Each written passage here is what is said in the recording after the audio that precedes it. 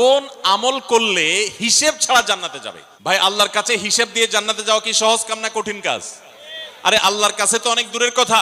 আপনি যে প্রতিষ্ঠানে চাকরি করেন তার মালিকের কাছে, উপরস্থ বসের কাছে একেবারে পুঙ্খানুপুঙ্খ করে প্রতিটা পয়সার হিসাব দিয়ে একদম সবকিছুতে পারফেক্টনেস প্রমাণ করা, এটাই তো একটা কঠিন কাজ, দুঃসাধ্য কাজ। সেখানে সারা জীবনের হিসাব আল্লাহর কাছে দিয়ে পাই পাই করে তারপর আপনি জান্নাতে যাবেন, বিষয়টা এত সহজ না। তাহলে হিসেব ছাড়া আল্লাহ তাআলা এমনিতে বলবেন হিসাব টিসাব নাই, তোমাকে এমনি জান্নাতে দিলাম, এটা চান আপনারা? দেখুন কোরআনে কারীম আল্লাহ তাআলা বলছেন ইন্নামা ইউওয়াফাস সাবিরুনা আজরাহুম বিগাইরি হিসাব। আল্লাহ বিনিময় দেওয়ার ক্ষেত্রে, সওয়াব দেওয়ার ক্ষেত্রে দুনিয়াতে যারা সবরকারী হবে, যারা ধৈর্যশীল হবে, যারা সহিষ্ণু হবে, যারা নিজেকে নিয়ন্ত্রণ করতে পারবে, এই সবরকারীদেরকে আল্লাহ তাআলা হিসেব ছাড়া দিবেন, তাদেরকে সওয়াব দিবেন হিসেব ছাড়া। তাহলে আপনি যখন আপনার কর্মস্থলে থাকবেন আপনাকে ধৈর্য ধারণ করতে হবে। আপনি যখন পাবলিক পরিবহনে উঠবেন আপনার মাথা ঠান্ডা রাখতে হবে। আপনি যখন আপনার বাসা বাড়িতে থাকবেন আপনার মাথা ঠান্ডা থাকতে হবে। মাথা গরম হয়ে যায় যাদের, হট মেজাজ যারা, কথায় কথায় মাথা গরম হয়ে যায়, ধৈর্যহীন হয়ে যায়, যেখানে সেখানে গন্ডগোল বাধায় দেয়, মারামারি বাধায় দেয়, ধৈর্য সহ্য বলতে কিছু নাই, এই লোকগুলো কিন্তু এই সৌভাগ্যবান মানুষদের কাতারে শামিল হতে পারবে না। ঠিক একইভাবে দাম্পত্য জীবনে সুখী হতে হলে সবর এবং শুকর, এই দুইটা মূল মন্ত্রের কোনো বিকল্প পথ খোলা নেই। সেটা স্বামীর জন্য প্রযোজ্য, স্ত্রীর জন্য প্রযোজ্য। স্বামী হিসাবে আপনি স্ত্রীর অনেক অনিয়ম দেখতে পাবেন, অনেক কিছু দেখতে পাবেন, আপনার আকাঙ্ক্ষা, আপনার চাহিদা, প্রত্যাশার বিপরীত, আপনাকে সবর করতে হবে। ভাইরা আমার, আমাদের প্রিয় নবী সাল্লাল্লাহু আলাইহি সাল্লামের দাম্পত্য জীবনে কিন্তু টুনটান সমস্যা হয়েছে। আপনারা মনে করতে পারেন নবী সাল্লাল্লাহু আলাইহি সাল্লামের ঘর, ওনার স্ত্রীগণ সাহাবী, তারা উম্মুল মুমিনিন আমাদের মা, এত মর্যাদাবান মানুষ তারা, তাদের আবার ঝামেলা হয়েছে। ভাই, দাম্পত্য জীবনে টুকটাক সমস্যা তাদেরও হয়েছে। প্রিয় নবী সাল্লাল্লাহু আলাইহি সাল্লাম নিজে একদিন বাসা ছেড়ে মসজিদে নববীতে এসে মন খারাপ করে বসেছিলেন, তিনি বাসায় যাচ্ছেন না, অভিমান করে। ওমর রাদিয়াল্লাহু তাআলা আনহু বিষয়টা বুঝতে পেরে, তার মেয়ে যেহেতু নবী সাল্লাল্লাহু আলাইহি সাল্লামের স্ত্রী, তিনি সেখানে গিয়ে ভেতরে প্রবেশ করে তার সাথে কথা বলে তথ্য উদ্ঘাটন করে সেটা মিটমাট করার ব্যবস্থা করেছেন। স্বয়ং নবী করিম সাল্লাল্লাহু আলাইহি সাল্লামের জামাতা, ইসলামের চতুর্থ খলিফা আলী রাদিয়াল্লাহু তাআলা আনহু, তার মতো এত মর্যাদাবান মানুষ, তার ঘরে স্ত্রী হিসাবে আছেন কে? মুহাম্মদ সাল্লাল্লাহু আলাইহি সাল্লামের মেয়ে, জান্নাতে নারীদের সর্দার ফাতেমা রাদিয়াল্লাহু তাআলা আনহা। এত বড় মানুষ তারা, স্বামী স্ত্রী দুইজন, দুই দিককার নেতৃত্বে, একজন যুবকদের নেতৃত্ব দিবে, আরেকজন জান্নাতি যুবতীদের, নারীদের নেতৃত্ব দিবে। এত বড় মর্যাদাবান মানুষ, তাদেরও দাম্পত্য জীবনে কিন্তু টুনটান হয়েছে। একবার আলী রাদিয়াল্লাহু তাআলা আনহু এসে মসজিদে টানটান হয়ে শুয়েছিলেন মাটিতে, মনটা খারাপ, ঘরে একটু হালকা ঝামেলা হয়েছে, তো এই জন্য মসজিদে নববীতে এসে মাটিতে শুয়ে আছেন। নবী করিম সাল্লাল্লাহু আলাইহি ওয়াসাল্লাম দেখে বুঝতে পেরেছেন, টের পেয়ে গেছেন যে কিছু একটা হয়েছে বাসায়। তখন তিনি জামাইকে ডেকে বললেন, কমিয়া আবা তুরাব, এ মাটির বাপ, মাটিতে শুয়ে আছেন, এজন্য রসিকতা করে বললেন, এ মাটির বাপ উঠো, দাঁড়াও দেখি কি হয়েছে বলো। ভাইরা আমার, দাম্পত্য জীবনে টুকটাক সমস্যা হবেই হবে। যারা বিয়ে করেন নাই আগে থেকে প্রস্তুত থাকেন, বুকে পিঠে ছালার বস্তা সব বেঁধে রেডি থাকেন। বিশেষ করে সময় যেভাবে গড়াচ্ছে, তাতে করে সামনে থেকে হেলমেট পরেও যাওয়া লাগতে পারে। শুধু যাওয়া না, বাসায় ঢোকার সময় বাইক থেকে নামার পরে হেলমেটটা আগে খুলবেন না, আগে যা বুঝবেন পরিস্থিতি কি, তারপর হেলমেট খুলবেন। দাম্পত্য জীবনে টুকটাক সমস্যা হবেই, এটা প্রত্যাশিত, মনে রাখবেন। এই জিনিসটা যদি আপনি আগে থেকে মাথায় রাখেন তাহলে আপনার কষ্ট অনেকখানি দূর হয়ে যাবে। আমরা অনেকে আকাশ থেকে নেমে পড়ি, কি বলে, এত বড় সাহস, এই কথা বলতে পারে কেন? ভাই আশ্চর্য হচ্ছেন কেন? এর চেয়ে বেশি কথা বলতে পারে, মাথা বাড়ি মারছে, আরে ভাই ছুরি মারে নাই যে শুকর আদায় করে, বুঝেন নাই কথা? একই কথা বোনদের জন্য প্রযোজ্য। আমার মা বোন যারা শুনছেন তাদেরকেও বলছি, আপনার স্বামীর একটা কথা শুনে আপনি আকাশ থেকে নেমে পড়ছেন, আকাশ ভেঙে পড়ছে মাথার উপরে, কি এটা বললো সে, আপনি ডিপ্রেসড হয়ে যাচ্ছেন। আরে বোন, ডিপ্রেসড হচ্ছেন কেন? এটা কেন? আরো শক্ত কথা আপনাকে বলতে পারে, এটা আপনি মাথায় রাখেন, কারণ দিন শেষে তিনি মানুষ, তার ভুল হতে পারে, একটা সময় তিনি তার ভুল বুঝতে পারেন। দাম্পত্য জীবনে যদি স্বামী স্ত্রী উভয়ে যদি ধৈর্যশীল না হয়, সবরকারী না হয়, হুটহাট রিয়াকশন করে ফেলে, কখনো দাম্পত্য জীবনে সুখী হওয়া সম্ভব নয়। মনে রাখতে হবে, একসাথে থাকতে গেলে, দুইটা পাতিল একসাথে থাকতে গেলে টুনটান লাগে না? বাধে হয় না? আপনার কাছে যদি কেউ এসে গাল গল্প দেয়, দেখবেন অনেকে গাল গল্প দেয়। গাল গল্প দেওয়া লোক আছে না নাই? ভাই 30 বছর সংসার করেছে, জীবনে আমাদের একটা কথা হয় নাই। ডাহা মিথ্যুক, এ লোক ডাহা।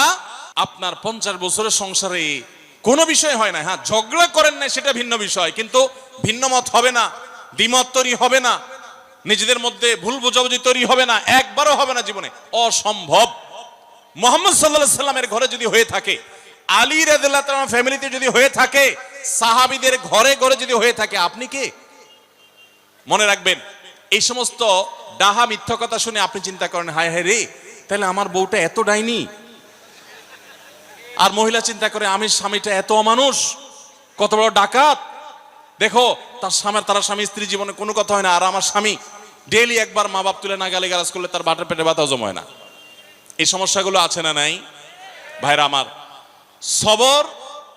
সবর করার জন্য, সবর করা সহজ হবে আগে থেকে যদি প্রস্তুত থাকেন যে এই সমস্যা হবে। আশরাফ আলী থানভী রাহমাতুল্লাহর নাম শুনছেন আপনারা? ভারত উপমহাদেশের এমন একজন আলেম ছিলেন, খুব বিচক্ষণ মানুষ ছিলেন, অনেক বিদগ্ধ মানুষ ছিলেন, অনেক বড় আল্লাহওয়ালা ছিলেন, নেককার মানুষ ছিলেন। তো থানভী রাহমাতুল্লাহর কাছে এক লোক এসে বলল, হুজুর, আমার বাসায় যখনই যাই দরজাটা খুলতে দেরি, আমার মাথার উপরে আকাশ ভেঙে পড়তে দেরি নাই।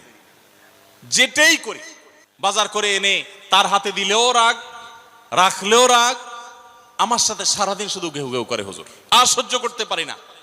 আমারে কোনো দোয়া দুরুদ আমল শিখায় দেন যে আমার এই বাসার অত্যাচারটা যেন থামে।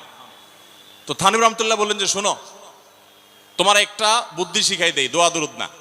বুদ্ধি হলো, এখন থেকে বাসায় গিয়ে দরজা নক করবা, যে নক করার আগে 1 মিনিটের মোরাকাবা করবা। কি করবা? মোরাকাবা বুঝেন? ধ্যান। ধ্যান কি ধ্যান করবা? দরজা যায় থামবা, থেমে চোখ বন্ধ করে মাথাটা নিচু করে চিন্তা করবা, আমার ঘরের ভিতরে একটা কুকুর আছে, আর কুকুর মানুষ দেখলে কি করবে? ঘেউ ঘেউ করবে। অতএব এটাতে আমার রাগ হওয়ার তো কিছু নাই, কুকুর কেন ঘেউ ঘেউ করছে এটা জিজ্ঞেস করার তার এক বোকামি। অতএব এটা আমি মাথায় কিছু নেব না, ইগনোর করব। কুকুর থাকলে কুকুর তো ঘেউ ঘেউ করবেই, এটা চিন্তা করে এরপরে বিসমিল্লাহ পড়ে নক করবা। তো এই বুদ্ধি অনুযায়ী পরের দিন আসছে বাসা, আগে 1 মিনিট মোরাকাবা করছে, এরপরে দরজা নক করছে। যথারীতি দরজা খোলার পরেই শুরু হয়ে গেছে যুদ্ধ, ইউক্রেন রাশিয়া। যুদ্ধ শুরু হয়ে যাওয়ার পর এই লোক অন্যান্য দিন সেও টুকটাক রিয়াকশন করে, হাতাহাতি, বকাবকি, দুই পক্ষ থেকে টুকটাক হামলা পাল্টা হামলা হইতো। কিন্তু আজকে সেই লোকটা আর হামলা টামলা তার করা দূরের কথা, উল্টা সে মিটমিট করে হাসতেছে, এবং একটা পর্যায়ে আর নিয়ন্ত্রণ করতে না পারে ফিক করে হাসেই দিচ্ছে। এবার বউ চিন্তা করতেছে কাহিনী কি, কারণ যারা ঝগড়া করে তাদের সাথে পাল্টা ঝগড়া না করলেও কিন্তু মেজাজ গরম হয়। কদিন আগে শুনছেন না পত্রিকায় যে এক মহিলা স্বামীরে ডিভোর্স দিছে, কেন? কারণ স্বামী ঝগড়া করে না। কদিন আগে পত্রিকা দেখছেন। এই মহিলা যখন দেখছে স্বামী হাইসা দিছে, সে এবার ঝগড়া টগড়া থামায়া বলতেছে, ঠান্ডা মাথা বলছে, কাহিনী কি বলো তো, তুমি হাসতেছো কেন? বল না কিছু না। সে তো বলবে না। স্বামী মনে করছে হয়তো অন্য কোনো কাহিনী আছে, কোনোভাবে উদ্ধার করতে পারে নাই। পরের দিন আবার সেম কাহিনী, আবারও হেসে দিচ্ছে। মহিলা চিন্তা করছে ব্যাপার কি, বলে না আজকে তো তোমার একদিন কি আমার একদিন, বলতেই হবে তোমার। কেন তুমি হাসতেছো? আমার ঝগড়ার বিনিময়ে তুমি ঝগড়া না করে হাসতেছো, অপমান করতেছো। আমার ঝগড়ার কোনো দাম নাই, আমি কি কথা বলতেছি না, এগুলো কোনো মূল্য নাই। যখন চেতে যাচ্ছে এবার বলতেছে, শোনো, তুমি যেহেতু জোরই করতেছো, তাইলে আমি বলি, আমি গেছি এক হুজুরের কাছে, হুজুর আমার এই বুদ্ধি শিখাই দিছে, আমি সেই বুদ্ধি অনুযায়ী চিন্তা করি। এখন আমি চোখের সামনে যখন চিন্তা করি যে কুকুর গেউ করতেছে, আমার হাসি আসে। তখন বউ চিন্তা করে, কি বললা তুমি? তাহলে তুমি এই মনে করো আমারে? এবার থেকে বেচারে ঝগড়া করার আগেই তার থেমে যায়, চিন্তা করে হায় হায়, আমি ঝগড়া করলে তো সে মনে মনে আমার ওইটা চিন্তা করবে। বুঝতে পারছেন? দাম্পত্য জীবনে একটু বুদ্ধিশুদ্ধি করে না চললে, শুধুমাত্র সোজা হয়ে দোয়া দুরুদ পড়বেন আর সব সোজা হয়ে যাবে, শুয়ের মতো, এত সোজা না। একটু বুদ্ধিশুদ্ধি খাটায় চলতে হয় এবং সবর করতে হয়। এই যে ভদ্রলোক যদি সবর না করতেন, তাহলে মারামারি কাটাকাটি করে কখনো সমাধান হয় না। স্বামী স্ত্রী উভয়কেই আমরা এই যে ঘটনা বলেছি, এই ঘটনার মাধ্যমে কাউকে ছোট করা উদ্দেশ্য না, জাস্ট বোঝানোর উদ্দেশ্য। এটা বিপরীত দিক থেকেও হতে পারে যে আমরা সবর করতে হবে দাম্পত্য জীবনে।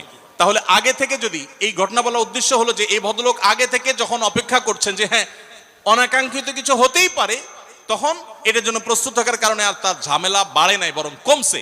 এখন আপনি যদি আগে থেকে প্রস্তুত থাকেন, দাম্পত্য জীবন টুকটাক সমস্যা হবেই, দুই ঘরে দুইজন মানুষ একসাথে হয়েছি, বহু কিছুতে গরমিল হবে। অতএব আমরা সবর করব, ধৈর্য ধারণ করব, ভালো দিনগুলো দেখব। প্রিয় নবী সাল্লাল্লাহু আলাইহি সাল্লাম বলেছেন, তুমি তোমার স্ত্রীর কোনো কিছু দেখে যদি রাগান্বিত হও, তুমি তোমার আপনার স্বামীটা হয়তো অমানুষ, সে আপনাকে গালিগালাজ করে কিন্তু চরিত্রহীন না। অনেকের স্বামীটা খুব ভদ্র কিন্তু চরিত্রহীন।